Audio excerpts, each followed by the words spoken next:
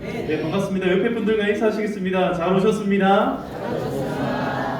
다시 한 번 더 진짜로 잘 오셨습니다. 한 번 더 합시다. 참말로 잘 오셨습니다. 오늘 또 복된 주일, 거룩한 이 주일 아침에 여러분들과 함께 이렇게 예배를 드릴 수 있게 되어서 참 감사하고 기쁩니다. 하나님께서 저와 여러분들 가운데 큰 은혜를 더하여 주시기를 간절히 소망합니다. 네, 아까 전에 이제 잠깐 광고가 되었는데요. 우리 청년부의 우리 조현견 형제가 얼마 전에 그 이제 군 복무를 마치고 이렇게 취업을 준비하고 있었는데 같이 기도를 열심히 하고 있었는데요. 이번에 잘 좋은 조건에 잘 되어서 이렇게 제주도로 취업을 하게 되었습니다. 그래서 매주 이제 왔다 갔다 항공비가 많이 들거든요. 돈 잘 벌도록 기도해 주시고요. 네, 자주 봅시다. 네, 보기로 했습니다. 네. 그리고 지금 이제 이번 지난 주일부터 구역장 교육이 지금 진행하고 있습니다. 구역장님들 교육을 잘 받아야 또 구역 모임을 행복하게 잘 이끌 수 있는데요. 근데 문제가 있습니다. 뭐냐면 우리 구역장님들이 그 주방 봉사에 이렇게 소속되어 있다 보니까 내려오는 시간이 자꾸 이제 지체가 조금 되는 거예요. 그래서 우리 구역장님들, 부구역장님들 좀 교육에 임할 수 있도록 일반 우리 성도님들께서 조금 우리 구역 식구들이 좀 도와주시면 좋겠어요. 그래서 공부는 구역장님 가서 하십시오. 제가 설거지는 제가 하겠습니다. 이렇게 좀 도와주시면 감사하겠습니다. 할렐루야. 네, 우리 같이. 아니면 공부하러 직접 내려오셔도 괜찮습니다. 네, 이렇게 함께 주일을 우리가 시작을 하게 되었는데요. 이번 새해를 시작하면서 룻기서 말씀을 우리가 지금 계속해서 살펴보고 있는데 룻기서 오늘은 4번째 시간입니다. 룻기서 총 제가 9번을 준비를 했는데 그 중에 한 번은 설 명절에 제가 설교 원고를 제가 드릴 거예요. 그러면 그걸 가지고 여러분들 가정에서 설 예배를 그걸로 드리시고요. 나머지 8번은 제가 이 강단에서 같이 이제 말씀을 나눌 건데 오늘 그 가운데 4번째 시간입니다. 와, 벌써 1월 달에 4주차가 벌써 휙 지나왔습니다. 여러분, 마음에 결심하고 결단한 것 잘 지키고 계시죠? 아멘. 할렐루야. 갑자기 마음이 약해지신 마음들이 보입니다. 여러분, 마음을 단단하게 잘 먹으시고 좋은 마음들 품으신 것 끝까지 잘 지켜나가시기를 축복합니다. 자, 우리 오늘 하나님께서 우리에게 주신 말씀 같이 살펴보겠습니다. 오늘 하나님께서 우리에게 주신 말씀은 룻기서 2장입니다. 룻기서 2장 1절에서 13절까지의 말씀입니다. 룻기서 2장 1절에서 13절까지 구약성경 403페이지에 있습니다. 자, 룻기서 2장 1절에서 13절까지 저와 여러분들이 한 절씩 교독하여서 읽도록 하시겠습니다. 제가 먼저 읽겠습니다. 나오미의 남편 엘리멜렉의 친족으로 유력한 자가 있으니 그의 이름은 보아스더라. 모압 여인 룻이 나오미에게 이르되 너는 내가 부러워서 내가 누구에게 은혜를 입으면 그를 따라서 이삭을 주겠느냐. 나오미가 그에게 이르되 내 딸아 갈지어다 하매 룻이 가서 베는 자를 따라 밭에서 이삭을 줍는데 우연히 엘리멜렉의 친족 보아스에게 속한 밭에 이르렀더라. 마침 보아스가 베들레헴에서 베는 자들에게 이르되 여호와께서 너와 함께 하기를 원하나니 그들이 대답하여 여호와께서 당신에게 복 주시기를 원하나이다 하더라. 보아스가 베는 자들을 거느린 사환에게 이르되 이는 누구의 소녀냐 하니 베는 자를 거느린 사환이 대답하여 이르되 이는 나오미와 함께 보리스에서 걸어온 것 그녀인데 그의 말이 나로 베는 자를 따라 단 사이에서 이삭을 죽게 하소서 하였고 아침부터 와서는 잠시 집에서 쉰 외에 지금까지 계속 하는 중이니이다. 보아스가 그에게 이르되 내가 들라 이삭을 죽으러 다른 밭으로 가지 말며 여기서 떠나지 말고 나의 소녀들과 함께 있으라. 그들이 베는 밭을 보고 그들을 따르라. 내가 그 소년들에게 명령하여 너를 건드리지 말라 하였느니라. 목이 마르거든 그릇에 가서 소년들이 길러 온 것을 마실지니라 하는지라. 룻이 엎드려 얼굴을 땅에 대고 절하며 그에게 이르되 나는 나의 영혼을 주시며 내 저녁에 은혜를 주시며 나를 거두시냐 하니 보아스가 그에게 대답하여 이르되 내 남편이 죽은 후로 내가 시어머니에게 행한 모든 것과 내 부모와 고국을 떠나 전에 알지 못하던 백성에게로 온 일이 내게 분명히 알려졌느니라. 여호와께서 내가 하나님께 대답하시기를 원하며 이스라엘의 하나님 여호와께서 그의 아내의 보호를 하고 그에게 운전하는지라. 우리 함께 읽겠습니다. 루시 이르되 내 주여 내가 당신께 은혜 있기를 원하나이다. 나는 당신의 하녀 중에 하나와도 받지 못하오나 당신이 이 하늘을 위로하시고 마음을 기쁘게 하는 말씀을 하셨나이다. 아멘. 아멘. 할렐루야. 아멘. 오늘 이 룻과 이 보아스의 굉장히 운명적인 만남이 그려지고 있습니다. 룻이라고 하는 이 여인은요, 우리가 지난 4주간의 말씀을 통하여서 알게 된 것처럼 과부인 여자입니다. 과부. 근데 굉장히 일찍 신혼 초에 과부가 되었습니다. 그리고 이 룻에게는 지금 시어머니가 있는데요. 이 시어머니도 역시 마찬가지로 과부였습니다. 한마디로 이 룻이라고 하는 이 여인은요, 아무런 희망이 없는 절망적인, 그야말로 그 누구도 나를 도울 수 없는 정말 이런 아주 극한의 절망적인 상태에서 희망을 찾아서 그 모압 땅이라고 하는 것이 원래는 자기 땅인데요, 이 땅을 떠나서 유대 베들레헴이라고 하는 이 땅으로 지금 나아오게 된, 즉 절망 가운데서 희망을 찾아 나서게 된 한 여인, 그 여자의 이름이 바로 룻이라는 여자였습니다. 근데 이 룻이라는 여자가 굉장히 그 마음 가운데에 희망을 찾아 나서고자 하는 마음이 아주 강했습니다.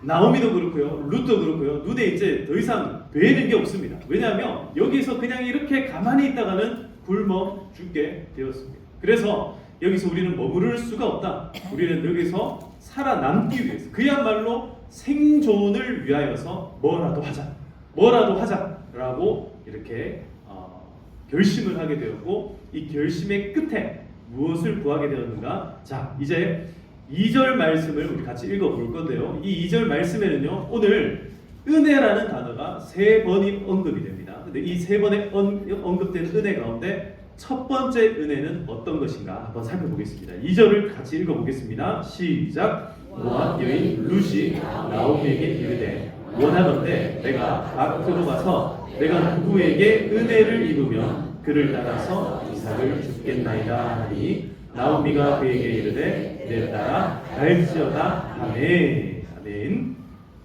자, 이 첫 번째 은혜는 무엇인가? 처음에 지금 룻이라고 하는 이 여자가요, 처음으로 이제 은혜라는 단어를 언급을 합니다. 히브리어에 은혜라고 표현되는 단어가 헨이라는 단어가 있고 헤세드라는 단어가 있는데요, 오늘 여기서 제일 먼저 언급되는 이 은혜라는 단어는요, 헨이라고 하는 단어입니다. 오늘 이 3번의 단어들 전부 다 헨이라는 단어로 표현이 되는데, 조금 제가 이해하기 좀 편하게 말씀드리자면 이 은혜는요, 쉽게 얘기해서 막연한 은혜입니다. 막연한 은혜.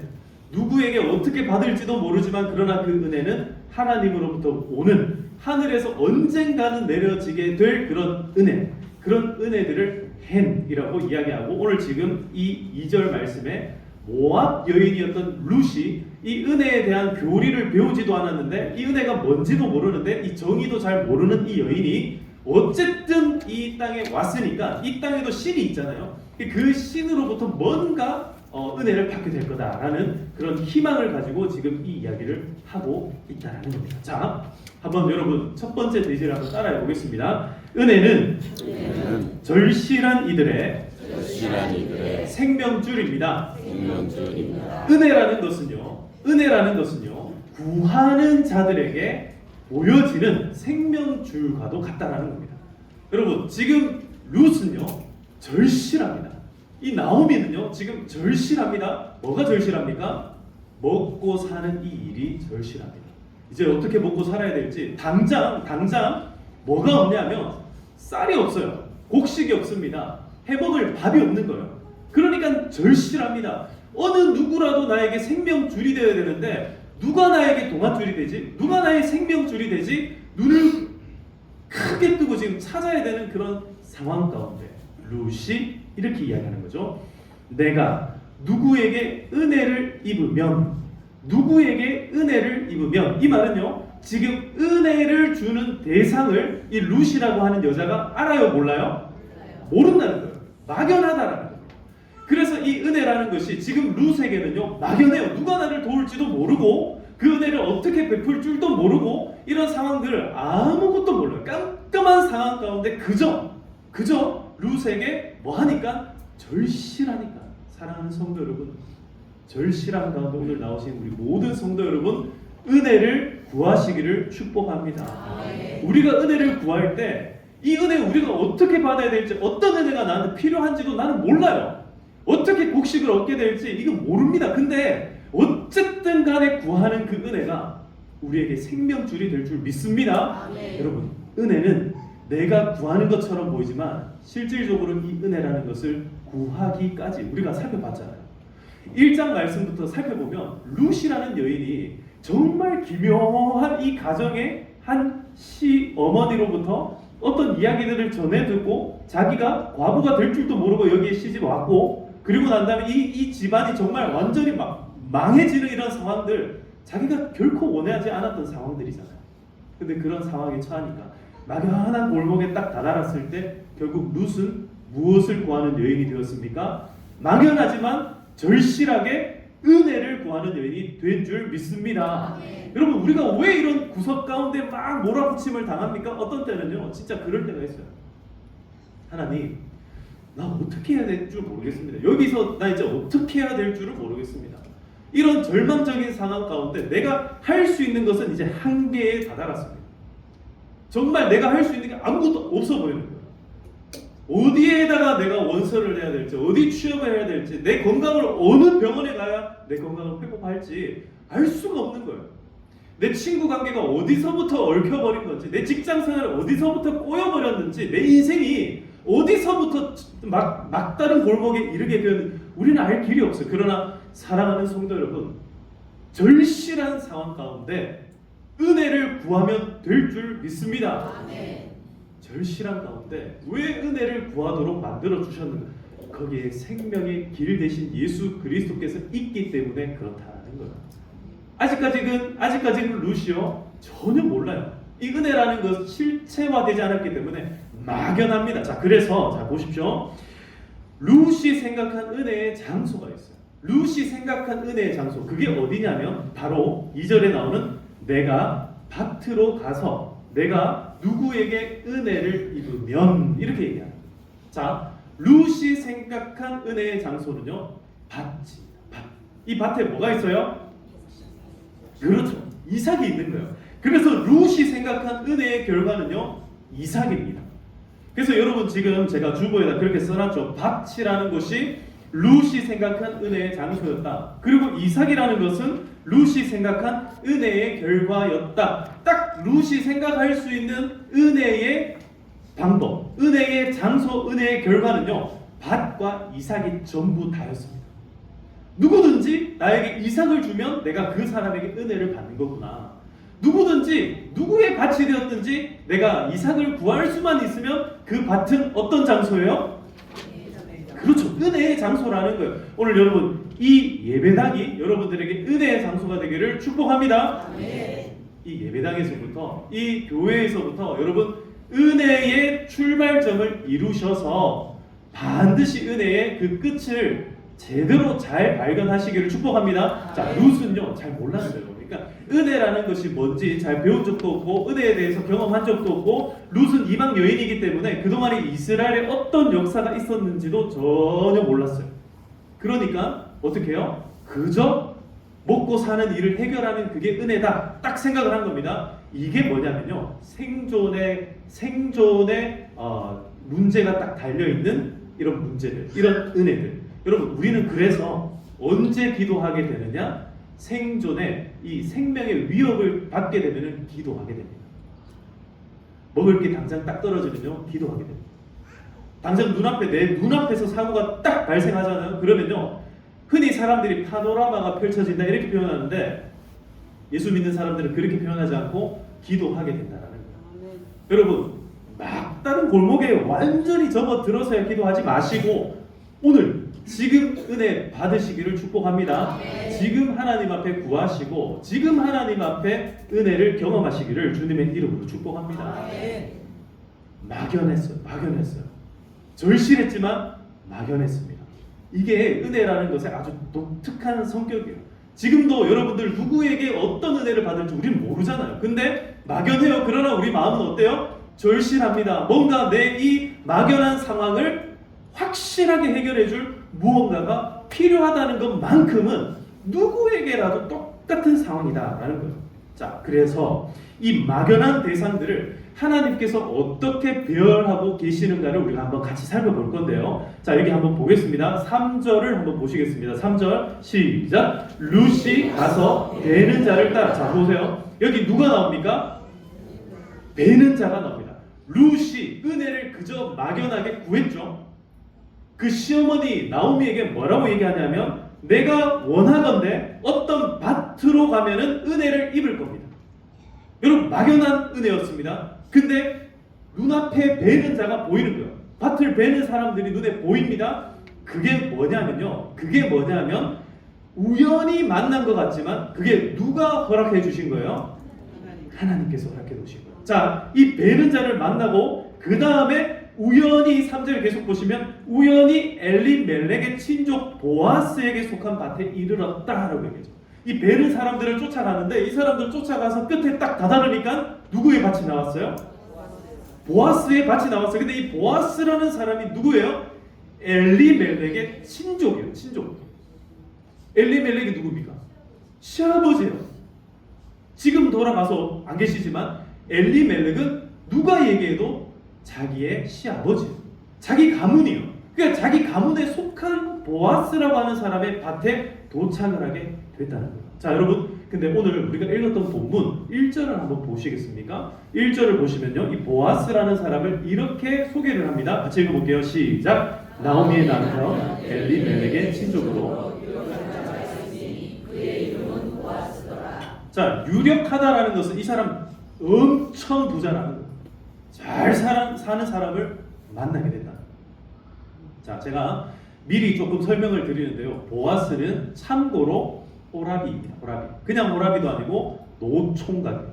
아주 나이가 많이 든 노총각입니다. 요즘 여러분 한 몇 살쯤 되면 노총각이라고 할까요? 우리 청년들. 네? 40, 50? 40? 40 정도 되면 노총각일까요? 네, 하여튼 저기 빨리 결혼하세요, 다들. 노총각 되지 마시고. 근데 여러분 그거 한번 생각해 보셨어요? 보아스라는 사람이 지금 노총각이에요. 누가 봐도 보아스는요, 루시랑 같이 세워놓으면 이 사람은 아빠고 이 사람은 딸이에요. 누가 봐도 그런 사람이에요. 그러니까 엘리멜렉의 친족이라고 하는 것은요, 엘리멜렉의 항렬에 있다라는 거예요. 엘리멜렉과 같은 항렬에 있는 사람이라는 거예요. 그러니까 엘리멜렉의 이 사람은 사촌쯤 되는 사람인데, 그러니까 거의 아버지 같은 사람을 지금 루시 만나 나중에는 결혼하게 됩니다. 근데 두 사람을 같이 한번 세워놓고 생각해 보세요. 여러분, 우리가 이렇게 딱 세워놓고 생각하면 누가 손해인 것 같아요? 1번 룻, 2번 보아스. 다시 말씀드릴게요. 1번 늙은 사람, 2번 젊은 사람. 결혼하는데 여러분 젊은 사람이 손해요, 늙은 사람이 손해요? 저는 굉장히 이득을 받습니다. 제 아내가 저보다 6살이 어리거든요.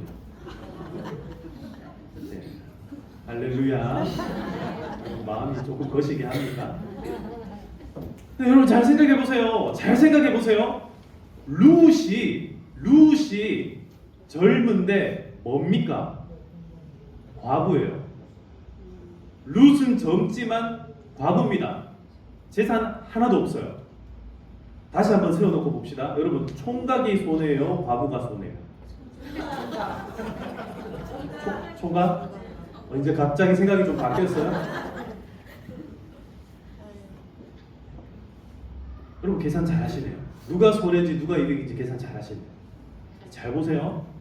보아스라는 이 남자가 과부가 아니라, 보아스라는 이 남자는 결혼을 한 번도 경험하지 못한 사람이었어요. 나이가 늙도록 혼자 지냈던 사람이에요. 그 세월들 한번 여러분 상상해 보셨습니까? 보아스가 혼자 늙어가는데 옆에 있는 친구들 다 결혼해가지고 나는 못소리인데 나 잘 사는데 부인이 없어요. 내 인생은 왜 그럴까? 여러분, 오늘 이 막다른 골목에 접어든 사람이 비단 룻만 그렇겠습니까? 이 고대 근동 지방에서 자식이 없다라는 것은요, 굉장히 치명적인 단점이에요. 이 고대 근동 지방에서 자녀를 낳지 못하고 이세를 두지 못했다라는 것은요, 자기 모든 재산이 어떻게 된다는 겁니까? 공중분해된다는 얘기예요. 자기 죽고 난 다음에 이 재산은요, 결국은 자기 친족들에게 다 나눠줘야 돼요. 지금 그런 상황 가운데 있는 보아스야말로 어떻게 보면은 그 마음 가운데 땅도 많고 재산도 많고 먹을 것도 많지만 정작 옆에 뭐가 없어요? 사람이 없었다. 나를 진짜 사랑해주고 나를 진짜 아껴주고 내 평생에 나와 함께할 동반자가 없었던 거예요. 근데 오늘 누구를 만났습니까? 룻이라고 하는 여인을 만나게 됩니다. 여러분, 보아스는 유력한 사람이었습니다. 부자였습니다. 근데 그가 왜 여태까지 사람을 만나지 못하고 있었던가? 그것은 하나님께서 룻이라는 여인을 만나게 하시기 위해서. 지금까지 그의 인생을 그저 홀로 두신 것이 아니라 오늘 은혜의 이 막연한 은혜의 끝자락까지 인도해 주신 줄 믿습니다. 사랑하는 성도 여러분, 은혜는요 참 막연합니다. 여전히 막연해요. 여전히 당장 내일 내 삶에 나의 삶 가운데 어떤 일이 펼쳐질지 우리는 아무도 몰라요. 우리는 누구에게 어떤 은혜를 받을지 우리는 상상하기가 어렵습니다. 그러나 히브리서 11장 1절을 보면은 믿음에 관하여서 이렇게 말씀을 하고 있습니다. 자, 히브리서 11장 1절을 같이 한번 읽어보겠습니다. 시작! 믿음은 바라는 것들의 실상이요 보이지 않는 것들의 증거니. 할렐루야. 믿음은 바라는 것들의 뭐라고 얘기합니까? 바라는 것. 우리 마음속에 있는 게 눈에 보여요, 안 보여요? 여러분, 이걸 거꾸로 하는 사람들이 있어요. 이걸 뭐라 그러냐면 견물생심이라고 얘기하는데, 보면은 바라는 줄 아는 게 있어요. 근데 그거 말고, 그건 욕심이라고 우리가 표현을 하잖아요. 필요 없는 것도 눈으로 보면 뭐 하고 싶어요? 그래서 제가 제일 좋아하는 쇼핑몰이 하나 있는데, 다이땡이라고 하는, 거기를 가면은 정말 필요도 없는데 다 어떻게 하고 싶어요? 그게 뭐냐면 우리 마음의 욕심 때문에 그런 거예요. 근데 그거 말고 믿음이라고 하는 것은요, 우리가 바라고 원하는 거 있잖아요. 예를 들어서 우리가 희망을 가지고, 우리가 소망을 가지고, 우리가 사랑을 원하고, 우리가 어떤 아름다운 어떤 마음 가운데 원하는 것들이 있어요. 근데 이게 눈으로 당장 보여요, 안 보여요? 안 보인다는 거예요. 예를 들어서 초등학생들이 어린 친구들을 막 친구를 사귀고 싶어요. 우정을 가지고 싶어요. 근데 우정이라는 게 눈에 보여요, 안 보여요? 그 눈에 안 보이거든요. 근데 마음 가운데 이 친구하고 나하고 이제 이 친구들이 이제 진짜 친구가 되기 위해서 뭘 나눠야 된다 했습니까? 비밀을 나눠야 되는 거예요. 그러면은 무슨 친구? 비밀 친구가 되는 거잖아요. 그러면 이제 야, 너랑 나랑은 세상에 단 하나밖에 없는 정말 진정한 우정. 근데 여러분, 이런 것들이 눈에 보이지 않는다는 거예요. 믿음이라는 게, 은혜라는 게 눈에 안 보인다는 거예요. 근데 믿음은 바라는 것들에 뭐라고 얘기합니까? 실상이다. 자, 이제 은혜가 구체화되기 시작합니다. 실체화되기 시작합니다. 여러분, 오늘 마음 가운데 무언가를 바라보셨습니까? 여러분, 오늘 간절히 구하는 것이 있습니까? 내 오늘 이 상황을 반드시 여기서 뭔가 타개해야 되는, 이걸 해결해야 하는 이런 상황들이 있으십니까? 오늘 구하시기를 축복합니다. 구하는 자들에게 하나님께서 그 은혜를요 실체화시켜주기 시작하는 줄 믿습니다. 룻이 은혜를 구했습니다. 밭을 구했고 이삭을 구했어요. 근데 하나님이 뭘 만나게 하십니까? 바로 밭을 만나게 하시는 것이 아니라 그 과정이 있다는 거예요. 누구를 먼저 만나게 하셨어요? 베는 자들을 만나게 하셨어요. 베는 자들. 베는 자들은요, 룻하고 별로 상관도 없는 사람. 그냥 그저 어깨에다가 뭐 이렇게 타작할 것 짊어지고 가는데, 그 무리들을 만났는데 그 끄트머리를 딱 잡은 거예요. 여러분, 오늘 여기서 은혜의 끄트머리를 딱 잡으시기를 축복합니다. 룻이 그 잡았습니다. 믿는 자들, 믿음이라는 것은 바라는 자들의 실상이요, 보이지 않는 것들의 증거다. 할렐루야. 자, 두 번째 그래서 돼지입니다. 은혜는 따라합시다. 은혜는 막연함의 실체화입니다. 자, 이게 실체화라는 것은요, 이제 눈에 보이게 됐다는 거거든요. 이 막연했던 것들이 점점 구체화, 실체화 되는데요. 이게 어떻게 되는가 한번 봅시다. 자, 룻이요, 자기가 은혜를 받았습니다. 보아스에게 은혜를 받는데 어떻게 은혜를 받냐면, 자, 4절부터 보겠습니다. 4절부터. 마침 보아스가 베들레헴에서부터 와서 베는 자들에게 이르되, 여호와께서 이게 뭐냐면 베는 사람들을 축복을 하는 거예요. 그랬더니 베는 사람들도 보아스를 축복합니다. 그리고 5절에 보시면 보아스가 베는 사람들을 거느린 사환에게, 그러니까 보아스에게는 자기의 수석 비서가 있었거든요. 이 비서한테 물어봅니다. 지금 여기 베는 사람들 쭉 있는데 저 사람은 누구냐? 저 여인은 누구냐? 누구의 소녀냐라고 물어보는 거예요. 그랬더니 6절에 이 사환이 이렇게 대답을 하죠. 나무와 함께 모압에서 돌아온 모압의 소녀입니다. 모압의 소녀입니다. 그랬더니 7절에서 보아스가 이런 이야기를, 아주 좋은 소식을 듣는 거예요. 자, 그가 베는 자를 따라 단 사이에서 이삭을 죽게 하소서. 너무 불쌍한 여인이에요. 단을 직접 베는 게 아니라 이 벤 사람들 사이에서 떨어진 이삭이라도 좀 죽게 해주세요 하니까, 그래서 그걸 제가 허락해 주었습니다 라고 얘기를 합니다. 자, 여러분, 이렇게 보아스가 이런 이야기를 듣고 나니까 이제 보아스가 8절에서 룻을 딱 직접 만나서 이렇게 얘기합니다. 내 딸아 들으라. 이삭을 주우러 다른 밭에 돌아다니지 말고, 다른 데 돌아다니지 말고, 여기를 떠나지 말고 여기에서 나의 소녀들과 함께 해라. 자, 보세요. 처음에 룻은요, 베는 사람들을 쫓아와서 어디에 왔어요? 보아스의 밭에 왔습니다. 근데 이 보아스의 밭에서 이제 어떤 일이 벌어져요? 보아스와 보아스의 이 사환이 서로 나누는 대화를 통하여서 룻에 대한 좋은 소문을 보아스가 듣게 되고, 이 보아스가 이 마음에 어떤 마음이 생깁니까? 좋은 마음이 생기게 됩니다. 사랑하는 성도 여러분, 은혜는요, 여러분들에 대하여서 좋은 마음이 생기는 것. 여러분, 누군가가 여러분들에 대해서 좋은 마음이 오늘 생기게 될 줄 믿고 기도하시기를 소망합니다. 여러분, 이게 은혜예요. 이게 은혜입니다. 이런 은혜들이 계속 룻 앞에 지금 막 펼쳐지고 있다는 거예요. 그러니까 이 보아스가 이제 룻에게 더 이제 구체화, 실체화를 시켜주는 거예요. 이제 다른 밭에 가지 마라. 네가 은혜 받을 장소는 어디다? 여기다. 네가 은혜 받을 장소가 여기라는 거예요. 그랬더니, 자, 이제 룻이 물어봅니다. 룻이 이상한 일을 지금 당하잖아요. 그러니까 룻이 10절에 이렇게 물어보는 겁니다. 10절을 이제 우리 다 같이 읽어보겠습니다. 두 번째 은혜가 나옵니다. 시작. 룻이 엎드려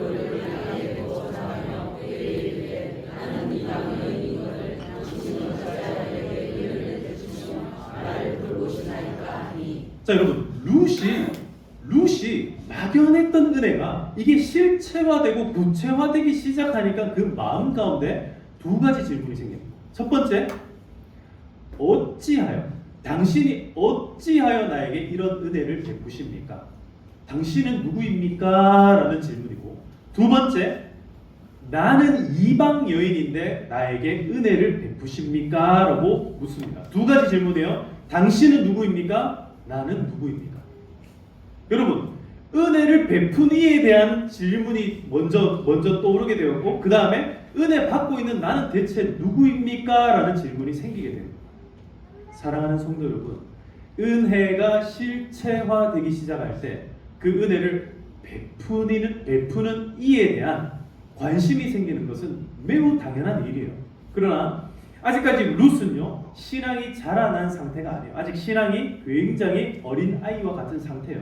그러니까 은혜를 베푸는 사람에게 대한 뭐가 생겨요? 호감이 생기는 거예요. 이 사람 나한테 은혜를 베푸네? 이 사람 대체 뭐지? 이 사람 참 좋은 사람인 것 같은데? 이 사람 누구지? 이런 호감이 생겼어요. 근데 동시에 나는 이방 여인이거든. 나는 이방 여인인데 어째서 당신이 나에게 아무런 대가를 요구하지 않고 나한테 이런 은혜를 베풀고 계십니까?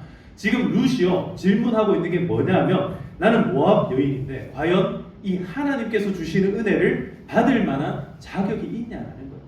사랑하는 성도 여러분, 오늘 여러분들은 은혜 받을 자격이 다 있는 줄로 믿으시기를 축복합니다. 옆에 분들 인사합시다. 당신은 은혜 받을 만한 자격이 있습니다.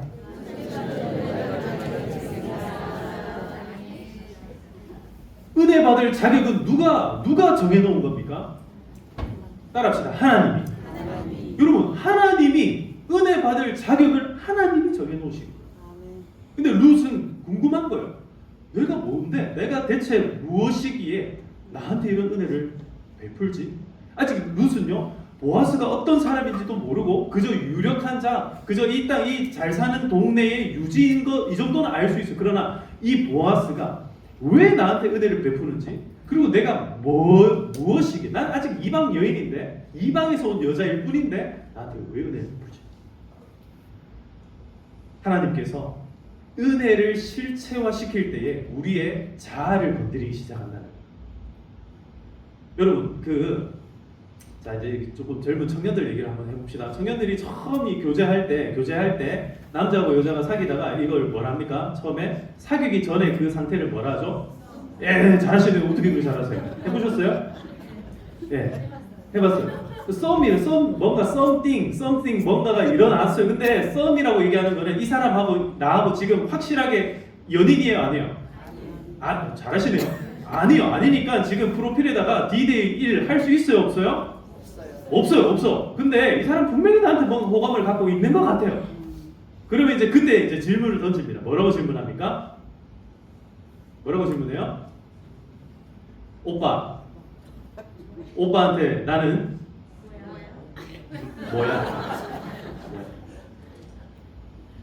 뭐야? 나 뭐야? 여러분, 이 질문이요, 굉장히 영적인 질문이에요. 오늘 여러분 그 질문을 던지셔야 돼요. 하나님, 대체 저는 하나님에게 뭡니까? 오늘 룻이 그 질문을 던지고 있는 거예요. 내가 지금 이 은혜를 받았는데, 너 지금 갑자기 이 은혜를 받게 되었는데, 지금 보아스라는 사람이 나타나가지고 다른 밭에 돌아다니지 말고 여기 서 있어라. 그리고 그냥 있는 게 아니라 물도 막 제공해주고요, 막 이삭도 막 많이 제공해주고 막 이러니까 안전이 보장이 되는 거예요. 이러니까 룻이 내가 누구이기에, 대체 나는 뭔데 이렇게 은혜를 받게 됐는가? 사랑하는 성도 여러분, 은혜라는 것은요, 삶으로 드러나기 시작할 때, 은혜가 처음에는 막연해 보이지만 그 은혜가 출발하기 시작하면요, 이게 점점 어떻게 되냐면 확장되고 확대될 줄 믿습니다. 여러분, 은혜가 여러분들의 삶에 임하기 시작하면요, 마치 아주 조그마한 구름이지만 우리가 이미 예를 들어서 예보를 봤어요. 야, 이제 장마가 시작된다 하더라. 근데 여러분, 저 멀리서 조그마한 구름이 왔어요. 비가 내리기 시작을 합니다. 그러면 어떻게 해야 돼요? 얼른 우산을 쓰든지 집에 가든지 빨리 피해야 되는 거예요. 이게 은혜라는 게 이런 거예요. 아주 은혜가 조금 시작되는 것 같지만 은혜가 한번 내리기 시작하면요, 점점 구체화되고 실체화되고 확대되고 확장되는 그런 특징이 이 은혜 가운데 있다라는 겁니다. 여러분, 그래서 이 조그마한 실마리를 찾기 위해서 오늘도 우리는 뭐 해야 돼요? 은혜를 구하고 은혜 주시는 하나님을 찾아야 될 줄 믿습니다. 하나님이 여러분들의 삶을 그렇게 인도하시기를 주님의 이름으로 축복합니다. 마지막입니다. 그런데 룻은요, 이제 지금 은혜를 구했잖아요. 막연하게 보아스에게 은혜 받겠다고 생각한 적이 없어요. 근데 룻은 막연하게 은혜를 구했는데 누가 나타났어요? 보아스가 나타났어요. 그러니까 룻은 은혜 줄 사람이 누구라고 이제 생각을 합니까? 보아스라고 생각을 하는 거예요. 은혜의 대상이 보아스가 됐어요. 은혜의 실체가 보아스로 나타나기 시작하니까 보아스가 나에게 은혜를 준다라고 이제 생각하기 시작했던 거예요. 그런데 여러분, 은혜라는 것은 결국 한번 제 세 번째 대지입니다. 한번 따라하겠습니다. 은혜는 결국 하나님의 영역입니다. 사랑하는 성도 여러분, 은혜라는 것은요, 사람에게 받는다고 해서 그 사람의 영역이 아니라는 거예요. 지금 은혜는요, 우리가 보아스에게 받는 게 아니라 누구에게 받는 거예요? 하나님께 받는 줄 믿으시기를 축복합니다. 여러분, 누군가에게 도움 받았습니까? 그 사람에게 고마운 마음을 표현하시고 고마운 마음을 가지시는 건 좋아요. 그러나 그 사람이 은혜의 근원이 아니라 그 은혜를 내려주신 분이 하나님 아버지인 줄 믿으시기를 축복합니다. 하나님이어야 됩니다. 그래야 그 은혜는 끝나지를 않아요. 그래야 그 은혜에 대하여서 정확한 마음을 가지고 오해하지 않게 된다는 거예요. 근데 룻은요, 오해를 하는 거예요. 그러니까 자, 룻이 어떻게 하냐면 이렇게 이야기를 하죠. 13절입니다. 같이 읽어보겠습니다. 시작. 룻이 이르되 내 주여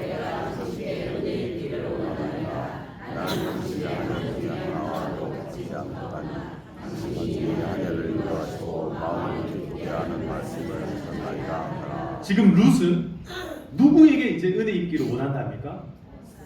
보아스에게.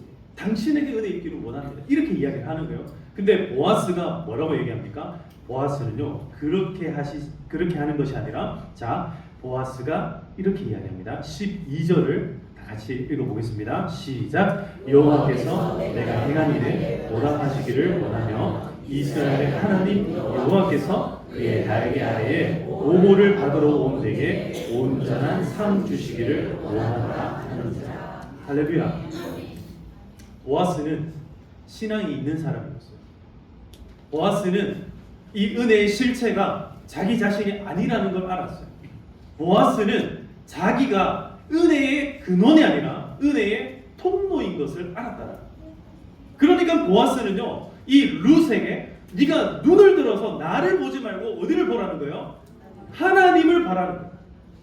사랑하는 성도 여러분, 오늘 여러분 눈을 들어서 하나님을 바라보시기를 축복합니다. 은혜 주시는 분은 하나님이세요.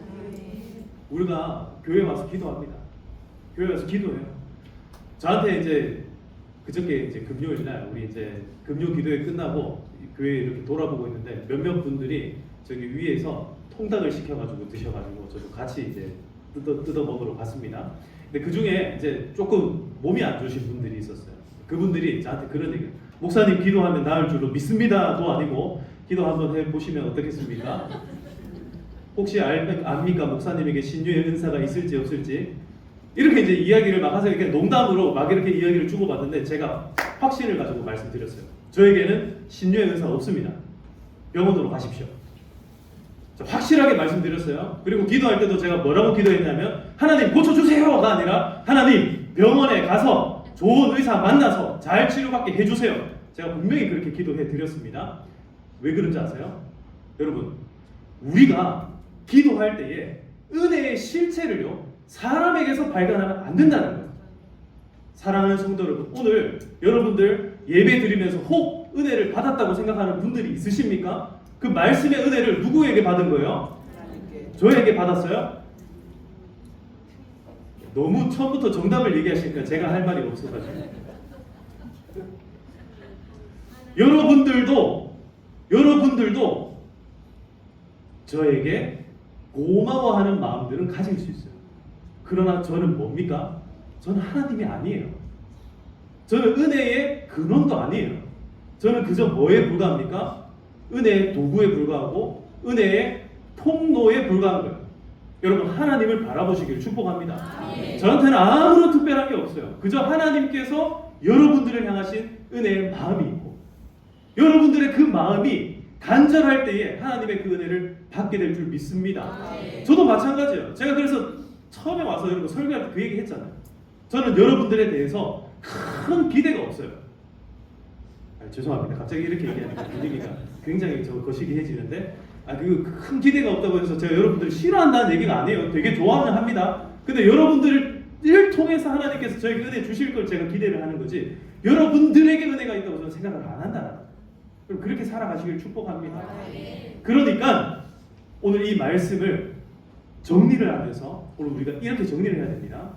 초신자 때는요, 그 마음을 그렇게 할 수도 있어요. 누구에게 은혜를 받을 수 있을까? 저 사람에게 가면 은혜를 받을 수 있을까? 저 사람에게 가야 내가 은혜를 받을 수 있을까? 초신자 때는 그렇게 할 수 있다는 거예요.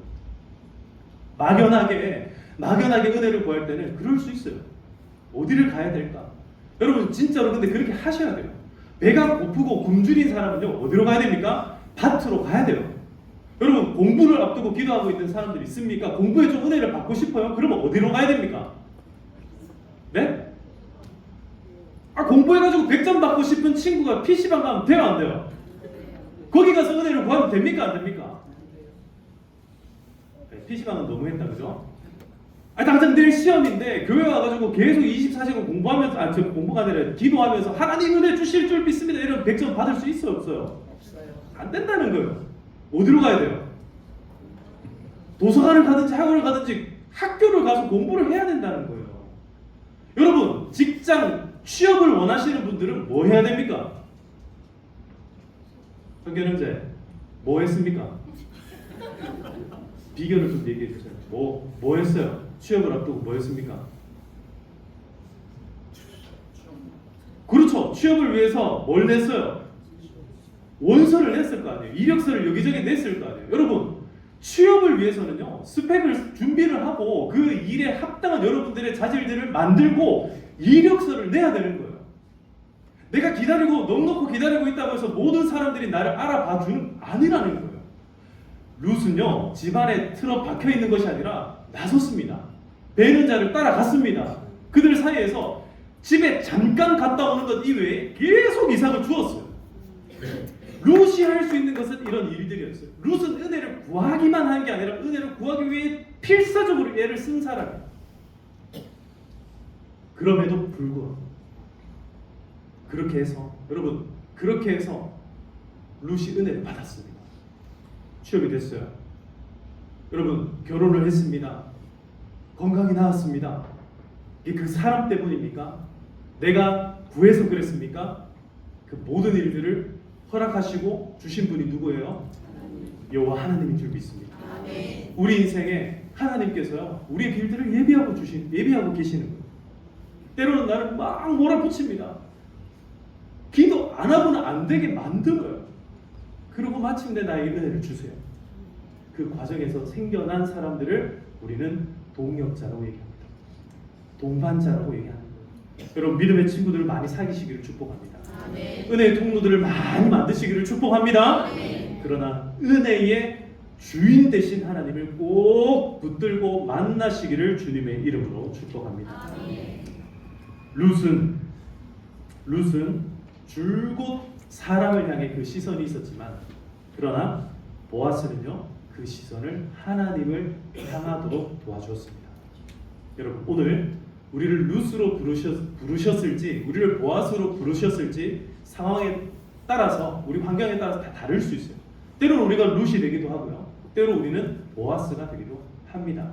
제가 원하는 것은요, 제가 평화교회 담임 목사로서 간절히 원하는 것은요, 사랑하는 성도님들 은혜를 구하시고 은혜를 받으시기를 축복합니다. 여러분들이 구하는 은혜를 반드시 받으시기를 주님의 이름으로 축복합니다. 2026년도 이 한 해가 벌써 한 달이 다 갔습니다. 오늘 마지막 주예요. 이 마지막 1월 마지막 주 여러분 기도할 때에 간절함으로 은혜를 구하시기를 축복합니다. 다시 한번 기도합시다. 기도할 때 하나님께서 저와 여러분들을 위해서 준비해 놓으신 길들이 있어요. 때로는 교회를 준비해 놓으시고, 때로는 은혜의 통로들을 목사로 준비해 놓으시고, 또 성도님들을 위해서 준비해 놓으시고, 때로는 찬양으로, 말씀으로 여러 가지 은혜의 방편들이 막 있어요. 그런 가운데서 여러분 오늘 하나님을 만날 수 있어요. 하나님께서 우리를 향하여서 비춰주시고 보여주시는 그 뜻을 발견하고 오늘 그걸 확 붙잡을 수 있는, 붙들 수 있는, 그래서 은혜의 막연함이 은혜의 실체화가 되고 은혜의 구체화가 일어날 수 있도록 우리의 삶에 조그맣게 시작된 그 은혜가 엄청나게 확대되고 증가하고 확장할 수 있도록 하나님 그런 역사들을 내 삶 가운데 이루어 주시옵소서. 우리 시간 주여 함께 외치고 간절함으로 기도하도록 하시겠습니다. 주여. 아버지 하나님 감사합니다. 오늘 하나님께서 우리에게 은혜를 주셔서 감사합니다. 은혜를 가르쳐 주시고 은혜를 알게 하시고 은혜를 베풀어 주시니 감사합니다. 하나님, 우리에게 은혜가 필요합니다. 하나님, 은혜를 베풀어 주시옵소서. 하나님, 은혜를 요구하고 은혜를 간절히 구하는 성도님들의 이 고백들 가운데 하나님 이 부르짖음 가운데 하나님 역사하여 주시옵소서. 하나님 인도하여 주시옵소서. 하나님, 우리에게는 어떤 능력이 없으니 하나님, 우리는 이 환경들을 만들어갈 하나님 재능도 없고 우리에게는 확신도 없을 때가 많습니다. 그러나 믿음은 보이지 않는 것들의 실상이라고 말씀하셨사오니 하나님, 오늘 우리에게 부어주실 그 은혜를 믿고 나아가게 하여 주시옵소서. 하나님, 지금 재정적으로 물질적으로 어려움에 있는 성도들이 있습니까? 하나님께서 그들의 가정을 붙잡아 주시고 간구할 때에 하나님 길을 열어 주시옵소서. 하나님, 공부를 하면서 지혜가 필요한 아이들이 있습니다. 하나님께서 지혜롭게 하여 주시옵소서. 은혜의 자리로 나아가게 하여 주시옵소서. 하나님, 건강이 필요한 자들이 있습니다. 하나님, 건강의 자리로 나아갈 수 있도록 붙잡아 주시옵소서. 건강을 위하여서 운동도 하게 하시고 건강을 위하여서 생활도 개선하게 하시고 건강을 위하여서 좋은 병원도 만나게 하시고 좋은 의사도 만나게 하시고 하나님, 그 모든 일들을 통하여서 하나님께 은혜 받는 주의 백성들이 되게 하여 주시옵소서. 하나님, 오늘 내 삶이 막다른 가운데에 하나님 내 삶이 꽉 막힌 것 같을 때에 하나님을 바라봅니다. 하나님을 구합니다. 하나님께서 우리의 삶 가운데 역사하여 주시옵소서. 하나님의 은혜가, 하나님의 놀라신 권능이 오늘 우리의 삶을 새롭게 하여 주시옵소서. 아버지 하나님께서 함께하여 주시옵소서.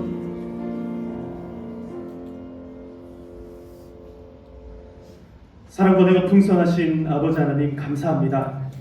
오늘도 우리의 삶을 지키시고 우리를 하나님의 그 전능자의 그늘 가운데에 하나님의 그 우편의 그늘 삼아 주셔서 낮의 해와 밤의 달들도 우리를 해치지 못하고 우리를 지켜주시고 우리의 출입을 지켜주심을 감사합니다. 오늘 우리가 눈을 들어 산을 보기를 소망합니다. 우리에게 도움 주시는 하나님을 바라보기를 소망합니다. 우리에게 은혜 베푸시는 하나님을 바라보게 하여 주시옵소서. 오늘도 하나님 앞에 간절한 기도의 제목을 가지고 나온 우리 성도님들을 붙잡아 주시옵소서. 하나님 앞에 예물로 하나님 감사헌금으로 감사의 제목으로 나가는 성도님들 기억하여 주시옵소서.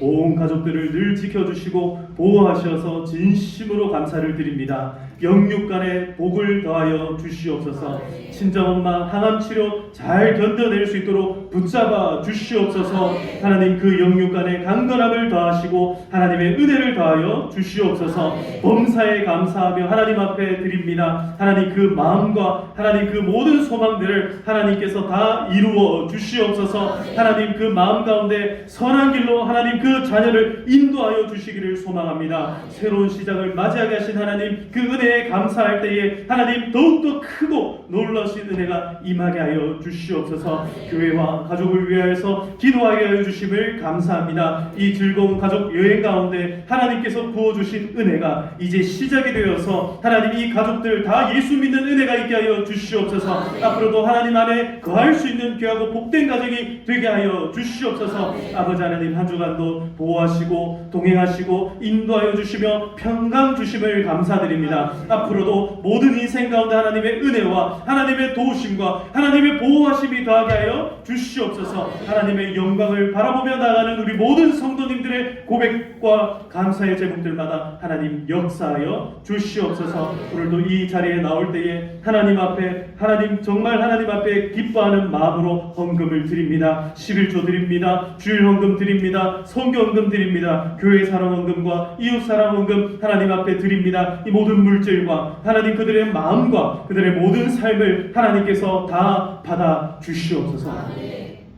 하나님 오늘 하나님 앞에 특별히 감사하며 또한 그 마음 가운데 은혜를 구하는 자들이 있습니다. 하나님께서 오늘 이 짧은 시간 간구했던 이 모든 간절한 기도를 다 들어주시고 응답하여 주시옵소서. 당장 이 자리를 떠나는 순간부터 하나님 이제 하나님께서 나에게 어떤 사람을 붙여주실지 또 어떤 일들을 생겨나게 하셔서 나에게 하나님의 은혜가 임하게 될지 하나님 우리가 기대하게 하시고 소망하게 하시고 바라보게 하여 주시옵소서. 하나님의 역사를 바라보고 지켜볼 때마다 우리의 마음에 실망이 아닌 하나님을 향한 찬송과 기쁨으로 충만한 인생들이 나누게 하여 주시옵소서. 하나님의 기쁨, 하나님의 즐거움, 하나님 그것이 우리의 참된 소망이 되게 하시고 우리의 감사가 되게 하여 주시옵소서. 항상 우리와 함께하여 주시기를 간절히 소망하고 살아계신 예수님의 이름으로 기도드리옵나이다. 아멘. 이제는 우리 주 예수 그리스도의 은혜와 하나님 아버지의 크신 사랑과 성령님의 교통하심이 막연한 상황 가운데서도 간절한 믿음으로 은혜를 구하는 이들에게 은혜를 주시며 은혜의 통로가 되게 하시며 은혜의 그늘을 찾게 하시는 하나님을 붙잡고 믿고 간구하는 모든 주의 백성들 가운데 지금 머리 숙인 모든 성도들 가운데 그들의 가정과 그들의 일터와 그들의 손을 하는 모든 일 가운데 지금으로부터 영원토록 항상 함께 있을지어다. 아멘.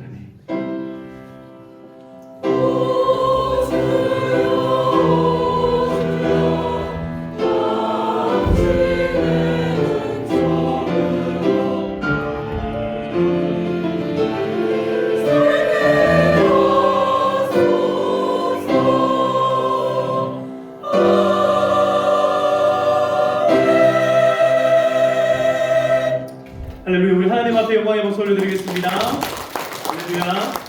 이렇게 손들고 인사하시겠습니다. 사랑합니다. 축복합니다. 감사합니다. 축복합니다.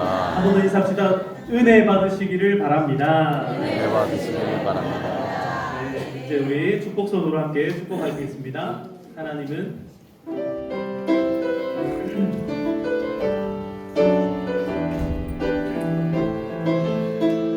자, 옆에 분들을 축복합시다. 하나님은 너를 사랑해. 하나님은 너를 사랑해. 얼마나 너를 사랑하시는지. 자, 우리 특별히 우리 문경 형제 자리에서 잠깐 일어나서. 너를 만들고 아, 네, 저기 있습니다. 세상을 만들고. 자, 부끄러우니까 이제 그만 쳐다보시면 돼요.